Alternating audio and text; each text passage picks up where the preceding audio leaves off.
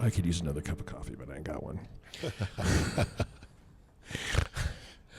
Okay. I don't have a roll in today because Sebastian is ill, and my companion here, Josh, is a little under the weather. But we're gonna knock this one out anyway. This one might end up being a little bit shorter, but you guys you'll cope. We're here to talk about Fit for TV, the reality series or reality. Let me back up. Documentary series about the reality show, The Biggest Loser, and it really seemed to be about certain seasons of The Biggest Loser, not really necessarily all the people in total. Yeah. It was very focused on a few of the contestants. I don't know how you feel about it, but like the elephant in the room to me is that this documentary series does the same thing that The Biggest Loser did. It exploits these people and their emotions. It has a particular point of view in that The Biggest Loser probably did more harm than good, not only to the people who were involved, but to our culture as a whole. They cap it off by saying that that obesity, the obesity rate in the United States is higher now than it was before The Biggest Loser. It's sort of drawing the conclusion that somehow it had something to do with it, or at least didn't help at all. So from that perspective, starting there, what were your overall impressions of this sucker? I really liked the documentary. I thought it made a couple really valid points about obesity in the United States and treating it and what we do in society. And that's the message that I think I'd like to take away from it. Because as somebody who's lost a considerable amount of weight, was yo-yoing up and down with my weight, got up to a BMI of 48, was really unhealthy for a time there in my life. I looked at The Biggest Loser when it was a cultural phenomenon, and I looked up to it. I thought, oh, this is great. Look at all these people losing all this weight. They're doing so well with this. And then when I actually took the time to really focus on what it took for me to lose over 100 pounds and keep it off and maintain that level of weight loss, it was a consistency and such a long game. Yeah. That message in The Biggest Loser is completely lost. They go through, I don't know how long each season was, like what time frame they took to shoot each season, but I don't think it was longer than 6 months. Yeah, the guy who lost the most weight, it was 6 months. Yeah. Right. So he lost over 200 pounds in 6 months. It was 240 pounds in 6 months, which when I heard that, I gasped audibly.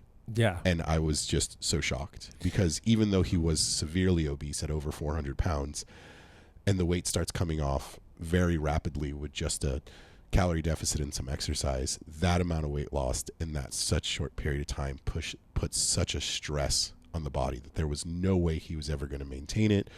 There was no way that he was ever going to stay healthy, and he actually might have put himself at further health risks by losing it that fast than by taking a slow and steady process to it. Yeah, and you see in the course of this documentary series, one of the contestants ends up with rhabdo, like before the season really even gets started. Yeah, which is something we see in the emergency department very often. Yeah. It's not even just obese people who get into it. It's people who, your average person who starts an office desk job, puts on 10 to 20 pounds, and they're like, I'm going to join a CrossFit gym. They join CrossFit, they start doing all these crazy WODs and all these crazy workouts, and then they come to us a week later feeling like they've been run over. Their urine looks like Coke, and they've got rhabdomyolysis, and it's just crazy. I've been someone who until I started powerlifting, and I've been relatively consistent since then. Before that, I was like in the gym, out of the gym, in the gym, out of the gym, just depending on like life and whatever. When people say, "Oh, you always have time," it's like, no, you fucking don't have time all the time. No. Your life can be too complicated and too just overscheduled in ways that you can't fix. Like you've got little kids, you've got a job, you've got your spouse has a job. You're just aging parents. Yeah, You've got the sandwich generation effect. Like, when is it going to happen? Like, when do you have the time to do this? Yeah, for some people, it's just like you always have the time. Well, you don't. You don't. Sometimes we just don't. You probably have the time to eat better, but you don't necessarily have the time to exercise, and you for sure don't have the time to go to a gym. No, and I've acknowledged too for my own journey that this has taken me a 2 to 3 hour process average every day I have off, and I'm lucky that I work 3 12-hour shifts and I get 4 days off, so I can come here to 3rd Street for 2 to 3 hours, and do my my compound lifts, my accessories, and 30 minutes to an hour of cardio. But if I had a more traditional position where I was working 9 to 5, or if I was back in management like I was before, when I did put on all the weight, my schedule was 8 hours a day. But that was the minimum. Yeah. I could tell you I was doing sometimes 10 to 12 as an administrator, and that's required between meetings and traveling to conferences and conference calls, all these things. So I can't imagine what it would be like for your average person working the average job, having small kids, having elderly parents that they have to take care of, and then the stress surrounding that. And I think also they've finally acknowledging that stress is a huge factor in this weight gain. Right, for sure. Yeah, no, I'm a stress eater. I'm an inveterate stress eater. Yeah. And that's actually one of the most frustrating things about dieting is that when the stress comes on, the thing that your coping strategy, your major coping strategy, which is eating, is off the table. Yeah. Unless you're going to blow the diet. Yeah. And that in and of itself creates more stress. Yeah. So it's something that needs to be acknowledged. But in the 90s, the late 90s, I finally was able to consistently to join a gym, and the gym that I joined came with 3 free personal training sessions. So I went in and did that, and which was perilously close to rhabdo. Yeah, it just happens. Perilously close. And it is because the trainer didn't know shit about what she was doing. Yeah. She had no clue. She didn't have 2 brain cells to rub together, and she just did terrible assessment. I mean, in healthcare, like the outcome of any intervention is largely dependent on the amount of the quality of the assessment before you even start. Yeah. And she did not have any of that at all. I mean, my calves are big, right? They were bigger. They were huge. I got super swollen. I felt like crap. It was bad. Yeah. It was really bad. Yeah.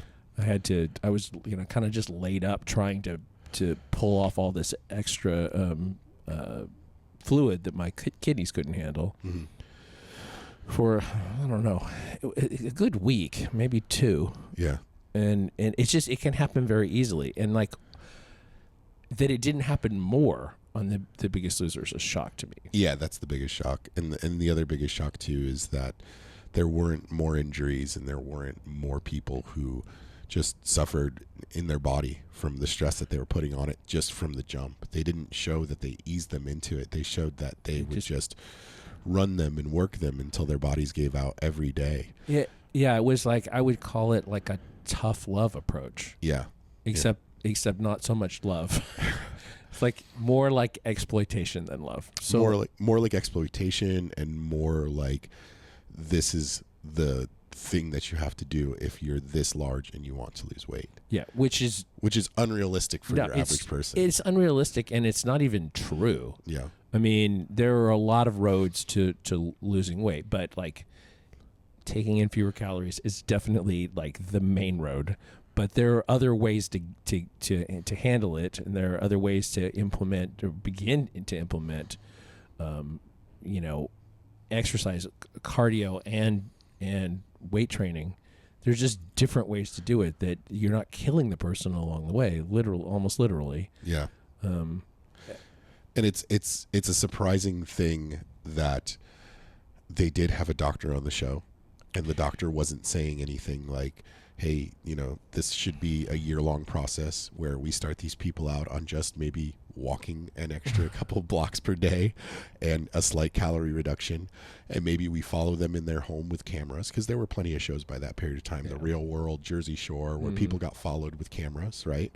John and Kate +8, all those things. Follow them with cameras for the first couple months and let them ease into a program. and then we can start dialing things up as time goes on, and then the end of the show can be this extreme period where when they're in decent shape, if they want to, you know, further that, they can spend 3 months in this boot camp place where they then lose the rest of it and get down to a weight that they've always wanted to be at, or a weight that they feel comfortable at. And the weight loss in that boot camp period should probably not be more than 20, 25 pounds. Yeah, if it's a 3 month period, I would say maybe 8 pounds a month. Yeah, because that's the healthiest, and that's what I've done. 2 pounds steady, and I'll tell you too, after 2 years of 2 pounds steady per week, my body is tired of that. My body does not want to lose 2 pounds a week now. It's just like it's like you're going to get injured lifting. The activity level is either going to drop or something's going to drop with this calorie deficit. Yeah, something that I encountered recently in losing weight is I haven't had this tested, but I know that as I have lost weight, it is harder to continue to lose weight. Yeah, and part of that, they touch on this a little bit, but they really, there's no definitive word on it in the course of this documentary about metabolism slowing down. So basically your resting metabolic rate slowing down over time. But there are studies that show that just a straight calorie restriction will do that. And one that I read that sort of inspired me is that a calorie cycling diet doesn't slow down your resting metabolic rate. So you can you have your higher calorie days and your lower calorie days, but on the average on a week, you're still in a deficit. Yeah, which I have heard really good things about too. Yeah, it just I'm a week into this process, so I don't really know for sure how it's going to work out. But I feel like even though that they had the doctor available to them who was on the show, they didn't decide to incorporate any of these strategies or look at these things. No, I don't. I think they just did straight calorie restriction and extreme amounts of cardiovascular exercise and extreme amounts of some calisthenic exercises. There was no science behind this, even though they had a sports medicine doctor who had been a doctor for the Raiders for many years as their doctor for most of the seasons. And like he says, well, I tried to tell them this and they didn't listen to me. That was his whole thing. It's like, well, okay, so, but your ethics let you keep taking the money. Yeah. And they made a ton of money from that show. I remember there was so many things that were branded The Biggest Loser and were selling so much. And it was very poignant to me. I think they had a woman that was making commentary about like society and your value versus, you know, and the point of the show wasn't to show, oh, we took this person to the healthiest weight that they could sustainably keep off. What they did was we made this person lose as much weight as possible, which tells you that the true value to anybody is how thin you are or how in shape you are. It's not that you got healthy, you enjoyed the process of getting healthy, your body is now healthier. It's how you look. And there's been so many times throughout this journey that I've had to remind myself, hey, I want to be a nationally ranked powerlifter. I don't want to be ripped. I don't want to be super thin. And I need to stop focusing so much on what's going on the scale that I step on, and I need to focus on what's going on the bar. And it's just it's a hard thing to do sometimes because my coworkers, my family, old friends, so many people, they make comments and they say, you look so great, you look so great, you look so great. But that's not why I did this. I didn't do this to be accepted by society. I didn't do this to have people tell me how I look and that I look great. I did this because I wanted to feel strong again after feeling weak for a long period of time. And I think that's the big message that I took home from this documentary that I love the most, is that we as a society, we look at people and we judge them immediately by how they look. But those people might actually be healthy for the weight that they're at. And many of the people who didn't gain a considerable amount of weight back from their time on The Biggest Loser, but gained, you know, maybe 20 to 30 pounds and still look a little thick or whatever adjective you want to use, they still look good and they're still healthy. So it's really hard to, you know, rectify what the message of the show was, especially when they talked about in that last episode, one of the second to last seasons, the girl who had been a nationally ranked swimmer, she lost so much weight that the commentary online and in the news and even by the trainers was, wow, she took this too far. And yeah, she looked anorexic. She looked anorexic. Yeah. And she didn't look good. She looked anorexic. Yeah. And so But that was the woman who followed up on the documentary said, but that was the message of the show. The more weight that you lose, the more that you win this competition. And she decided she wanted to win the competition. Yeah. The gamification of it is really the downfall, and that they put money in the final episode. That one of the producers said, if I was doing it today, there would be no money. It's like your reward is that you're healthier. Yeah. And that really should be enough. My experience with reality shows from the production side is that in the super training days, we went through 3 or 4 different rounds of potentially doing a powerlifting gym-based reality show. Mm-hmm. And I can tell you that working with producers and working with network, they are 100%. I don't know what it's like now. I'm sure it's the same. But back then, while Biggest Loser was on while we were doing this, it's pushed to do the most outrageous thing. Yeah. Pushed to have the most conflict. Yeah. And that's the unfortunate part of it, that the message of the show, getting healthier, which was why I took that comment with a grain of salt. I wouldn't give any money. Getting healthier is the point. But that's not what you did. And you know that wouldn't sell.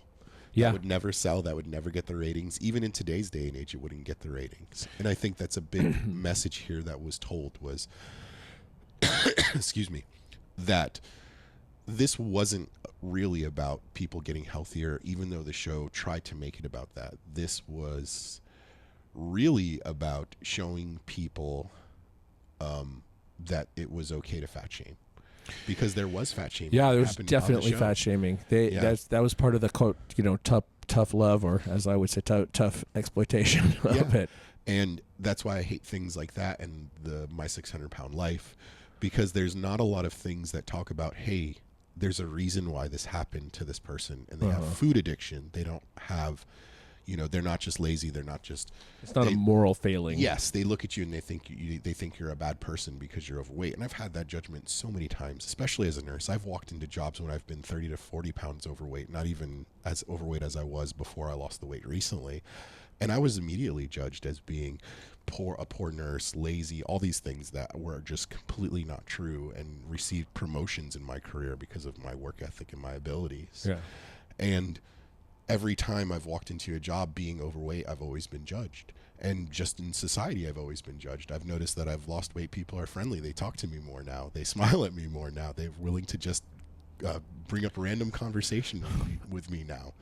And the ostracization that you receive from being obese in the first place, that they didn't, talk about it all on the show. Hey, I got this way and now I'm ostracized and it makes me feel worse, so I eat more, and it's just this terrible cycle I can't get out of. So let's change the stigma. Let's talk about this. Let's say that this is unacceptable and that we should look at food addiction as an addiction like it is to gambling and shopping and drugs.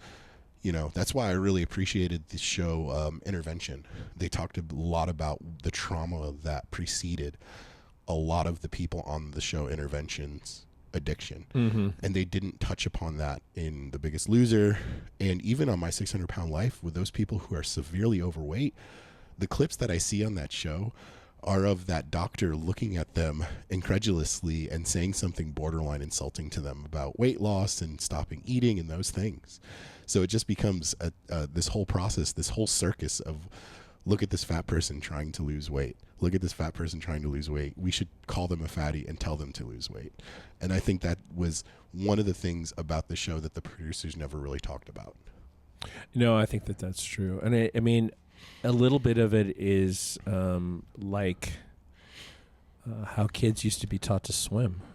You just throw them in the deep end, right? And, yeah. And that was, it was definitely kind of a deep end philosophy where they just like throw you in and see if you survive. Yeah. And that's, survive the game. And as, it's a reality game show. It was a game show. It wasn't a weight loss show. It was a game show. It was always a game show. Yeah. They could have been building freaking cars. It's like, and trying to make the fastest car. Yeah. And not and working crazy hours, 24 hours a day. And, some of those shows existed. Yeah. It's just a game. It was a game, and they didn't really respect the contestants in any appreciable way. And you can get that from the people that they talk to. I would like for them to have had a bit more balance around experience, about former contestants talking about experience. Yeah. I would have liked them to have a little more balance around experience, and, that it did benefit some people. And it did, don't get me wrong. It benefited a lot of people. And they did have a couple, there was two women who were sisters who lost a lot of weight, and they said the Biggest Loser was the best thing that ever happened to me in my life, and I can't see how this could be a bad thing. And that's great. That's definitely their experience. Yeah. But it was just those two. It was just those two, yeah. And then the guy who lost the most weight put it all back on and then some. And he was the one talking about how he reached out to producers and said, hey, can we get some follow-up after the show is over? Can we kind of aftercare? Some kind of aftercare, gym memberships, personal trainers, or, psychological treatment. And I think that's the biggest thing that they should have hammered home, that to sustain this, they definitely needed some sort of treatment, mental health treatment. Yeah. It's difficult. I mean, unless you have some kind of disorder that causes you to gain weight, there's definitely a psychological component to weight gain. Yes, definitely. And I think if you're not addressing that, then what are you doing? And as the documentary points out, that there were no mental health professionals involved with the show at all. No. And they subbed in the trainers for that part of it, and essentially it was like, it was carrot and stick. Yeah. And sometimes it was like even food as both a carrot or a stick. Yeah, they had some challenges in there that were temptations, quote unquote. And part of the challenge was to win an added advantage for that week's weight loss. You had to pig out on something that was your favorite food. So I can't see how this could ever be something that was healthy for them to do, because that just reinforces the whole thing of binge and restriction, good foods versus bad foods, and putting morals on foods, which is the 100% right way to 100% sabotage any sort of weight loss. Yeah. The more than one of them, I think, afterwards basically said, not so many words always, but that they developed eating disorders that they didn't have before. Yeah. during their time on the show and after the show. Yeah. And that's obviously that's doing harm in the process of theoretically trying to do good. Yeah.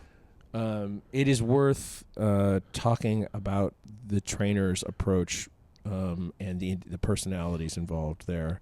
I will just say up front that Jen Wiederstrom is a friend, and she was on the show toward the end of the run. In part, I think she stepped in for Bob when he had his heart attack, but it may have happened after that, or after Jillian left. I'm not sure exactly what her run was in it, but like Jen is somebody that I have a lot of respect for, and I know she cares for people, and I know that she, her approach is not like what we see here. Yeah. So there's that. Bob Harper participated in this documentary, and I think he was being honest, but I think it was also a PR move. Yeah. On his part, or his representation or whatever. Whereas Jillian Michaels did not, and so they were free to just shit all over her. Oh yeah. And it, you only know so much, but it seems justified. It does seem justified, and I think, too, from what little I did watch of the show, she was the really hard trainer on everybody.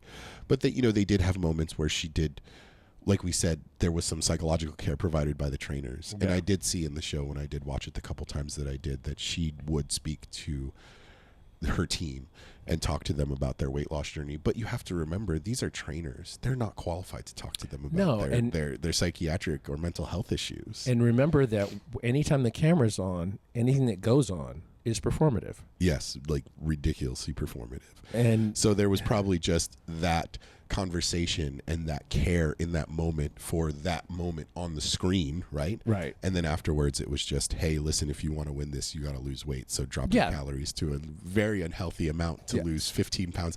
Some of these people were losing 15 pounds per week. That is so insane. That is insane. There is no calorie deficit that is healthy that way. Even if you put them on ideal body weight calories for their height, that would be dropping their calories so dangerously low that it's basically starvation mode for them. Yeah. So of course they're dropping 14 to 15 pounds per week. Yeah. Yeah. She okay, here's my experience with Jillian Michaels is not a personal experience with her, but with her podcast. Back in the old days with the Powercast, we would bounce around, you know, in the top 5 with her, and she would be like number 1 and we would be number 2. It was a week or two somewhere along the line that we were actually above her, and it was a huge victory because that bitch. Anyway.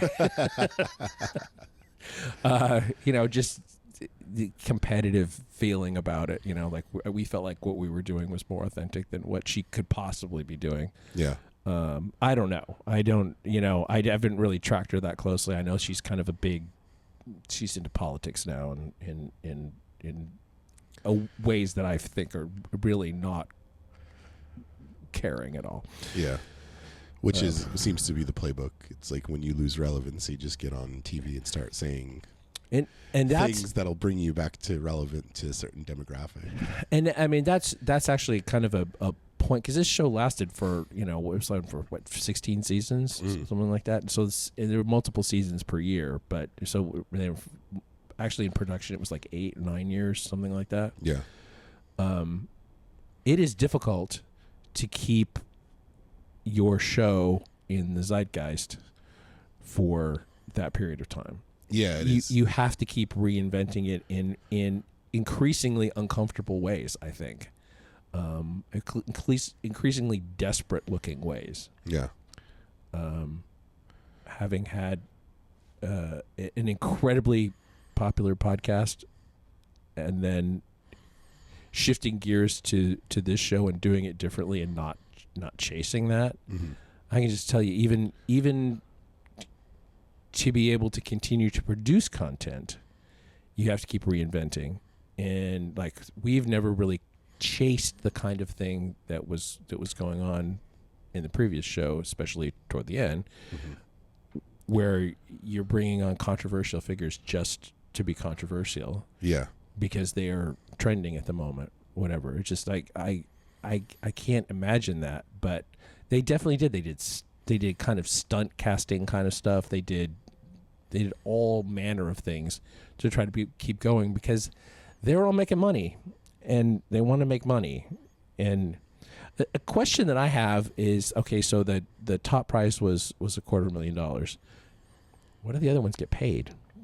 For being on the show. Yeah. And drawing in all that revenue. Because at points it was one of the biggest shows in the United States. So I feel like they were probably getting a day rate. They had to have been getting a day rate. There was just so much money being made from the brand, from the show, I remember Jillian Michaels had her own brand, and she was selling things, and she was putting her name on, you know, fitness bands and videos and all these things. So all the money that was just generated from this show, did the contestants see any of that? And did it make their life easier to lose weight? Because, you know, without the stress of finances, which obesity also is a socioeconomic thing that we don't look at, right? Because I will say the cost of having a trainer, going to a gym like this is a lot higher than going to a Planet Fitness where nobody there is going to, you know, see you and encourage you along the journey like it's been here at 3rd Street, right? And also there's also the food quality issue. The food quality issue, to buy things that cost you, you know, a little bit more to get better quality food.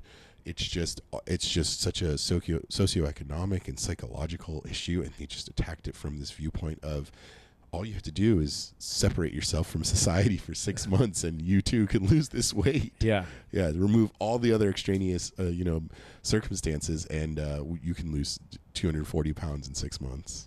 Yeah, that's just, it's pure insanity. Yeah. I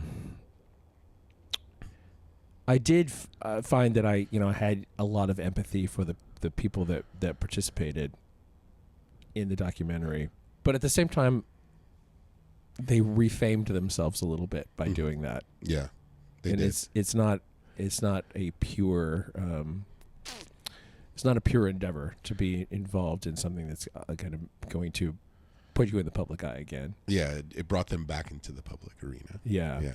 Yeah. The one guy, the guy who lost the most weight, his name is escaping, Danny Cahill. At the end of the documentary, he's saying, well, my wife and I feel like now we need to do this for ourselves and actually lose weight again. And, a game show is the last place that he would do that. I'm curious, because, this was probably filmed over the last couple of years, and it's probably been in the can for a minute. I wonder where he is with that now, like what he's managed to accomplish, or if it was just something he said because it puts a quick capper on the show. Yeah. Because I know that, this kind of documentary and a reality show are almost the same thing. Yeah. They're all sensationalized. The Venn diagram is damn near a circle. Yeah. And a lot of documentaries, you're fed lines. In 100% of reality shows, you're fed lines. Or like with reality shows, they will record hours upon hours upon hours of content. And then even for a 3-part documentary that was 45-minute episodes. Yeah, 3 45-minute episodes. They only use maybe 20 minutes total. But, of course, because they're showing 2 minutes here, 2 minutes here, 2 minutes here, it looks like a considerable, or just one 1-hour interview. But what they probably did was more of like close to 3 to 4 hours of content of him talking. And then and then they took the highlights from that. Yeah, and the one thing I will say is that they obviously did one long interview with each one of them. And then all the other interview stuff was archival. Yeah. From Biggest Loser. And it was pretty pristine quality, which leads me to believe that they actually got access to the Biggest Loser tapes themselves, and not, or maybe they got it from, it was NBC, right? Maybe they got it from there. Often with documentaries, you're taking a YouTube video and you're converting it to whatever system you're currently using, and then you just get clearance. You work on getting clearance. Sometimes you have to pay for it. Other times it's just, fair use or whatever. I wonder. Part of me wonders how they got all of that footage. Because they couldn't. And made it look so good. Yeah, there's no way that they could have done this without all that footage. Yeah, you're right. And I think that this brings up a good point. That is, if we see The Biggest Loser make a comeback in a couple of years here, we'll know exactly why they made this documentary. Yeah, they're basically revisionist, cleaning it up, or saying, hey, we did it wrong the first time. Yeah, now we're bringing it back because there is with social media and fitness influencers, a lot of this fitness stuff is back front and center in the social zeitgeist. Yeah, and with the GLP-1 receptor agonists available now, weight loss is a totally different kind of experience for some people. Yeah. Now, where they just it's basically attacking their appetite, and so they're just not gonna eat as much. Yeah. And they're gonna lose weight, and you don't necessarily have to take the crazy exercise approach to keep whittling these people down to shadows of their former selves. It could definitely be like we'll take the hits on the criticism what we did before, but we're going to do better. Yeah, we're going to do better this time around. It's a totally different production team. The Biggest Loser is sponsored by Ozempic, and your trainers are who's really big in the fitness influencer world out there in Instagram, like one of the most popular ones. Joe Rogan? No. He already did his reality show turn. He doesn't need that money anymore. The trainers are these fitness influencers that you see all over YouTube or Instagram or TikTok, and it's sponsored by Ozempic. And now this is The Biggest Loser. Yeah. We're going to get you, not only are we going to get you into being thin, but you're going to be as jacked as, a bodybuilder, and it's going to happen in 6 months. There's that thing that's crazy. And it's like possible. And it's possible. Yeah. Right. And that's what a lot of fitness influencers who are big and who also sell coaching try to sell you. They do it. They show you their results, and then they try to show you, oh, I did it. Now you can do it. All you have to do is follow my plan. Is it longevity clinics, HRT clinics? Also, like, it's huge. It's huge money, and it's always been huge money. Yeah. And that's the reason why they push the shame of it, the shame of being overweight on you so much, because they know that you would be willing to take a shot that you have to pretty much pay for out of pocket, right? Because insurance isn't covering a lot of GLP-1s unless you absolutely need them. Yeah, it does for some people, but it's not as much as universal, right? Not as universal. And then now there's clinics where you can go and pay $500 a month to get the muscles you want, or $500 a month to lose the weight that you want, and now it's even bigger business these days. Yeah. I'm trying to think of anything else that really occurred to me while watching this, other than I just in terms of the production. If you take the point of view out of it and talk purely about the production was really well done. And in general, a 3-parter will have a lot of fat that you think about, fat that could be cut. And this didn't have a lot of that to me. It was a relatively, straightforward production. Each episode flowed from one to the next. Each episode sort of had its own identity, and it's all the same people the whole time. I from that perspective, it was well done. For what they were trying to do, I think they did a good job of accomplishing it. Yeah, they did. They did. And I think it was a little bit more fair at the end of the day, where there were people who said, hey, this benefited me and was good to my life. And then there were a couple people out there who said this was the worst thing for me, and I didn't really lose as much weight as I wanted to, or I didn't keep it off, and I didn't stay healthy. I think they were a little sensationalized about saying how bad it was, but I think some of it was accurate. Because again, the message wasn't getting these people into a healthy weight for them and getting rid of their health issues and starting them on a healthy path towards, being healthier in their body and their mind. It was lose as much weight as quickly as possible.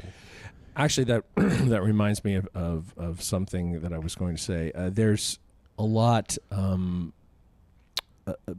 dialogue online about Ozempic face. Mm-hmm. So people who their face looks a particular way after they've been on Ozempic, and people try to lay it off on Ozempic. And there were people who had lost a lot of weight in this show who totally had Ozempic face. Yeah. And it was not because it's just weight loss. It's just rapid weight loss. It looks a particular way. It does. And if you don't want that effect, you got to slow it down. Yeah. You got to play the long game. You got to lose 1 pound a week or less for however long you need to lose that for to get to the weight you want to go to. And just as an aside too, if you're over 40, your face is constantly refashioning itself. Yes. The bones in your face replace those cells are replaced over time, and when they refashion, they have errors. Yes. And so you're going to look different anyway. Yeah. But the rapid weight loss face is it's distinct. It's very distinct. Yeah. I was shocked by that. All right. Traditionally, we rate these things on a scale that I come up with, and then they're all individual. There's usually no relationship from one rating to another about quality. It's just within the show, and I usually pick a thing to rate on, and I would say this time that I want to rate it on tubes of Jillian Michaels lip filler. Going 1 through 5, 1 through 10. 1 to 5. 5 being best, 1 being worst. You can let's say let's split it up. We'll say 1 rating for production and another for quality of the message. For production, I'd definitely give it a 5. Yeah, I would too. And then for quality of the message, I'd give it a 3.5. Yeah, yeah. I would say probably 3.5 for me too. Yeah. if you take any thought of ulterior motive out of it, it's definitely a net positive. Yes. If you think that there's ulterior motive like we suspect, then it's a little less. Mm-hmm. But it's worth watching for sure. I mean, people who hated Biggest Loser, watched Biggest Loser, or were actual fans. I think that there's something for everyone in those groups in this documentary series. Yeah, I agree. Well, thanks for coming on, Josh. Of course. Where can people find you? You can find me at AmazingJRab at Instagram. I am at the Jim McDonald of the social media. This show is 50% facts for percentage of word, and 50 is just numbers. 50% facts is a Spreaker Prime podcast in association with iHeartMedia on the Obscure Celebrity Network, and I will talk to you next week.